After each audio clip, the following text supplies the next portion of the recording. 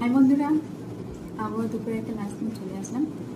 লাঞ্চে আছে দেখো মুসুরির ডাল শুকনা, কাঁকরোল ভাজা, ঝিঙ্গা কোয়াশ দিয়ে একটা তরকারি, আর ডিমের কারি, সাথে পেঁয়াজ আর লেবু।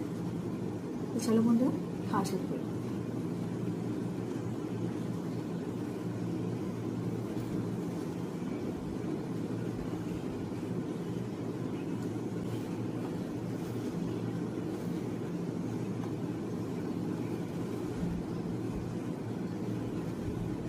First bite.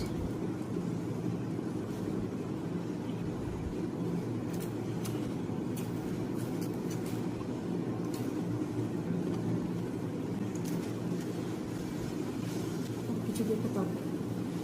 আমি ডিমের কালিতে আলু দিয়েছি, কারণ আমি আলু খেতে খুব ভালো পাই।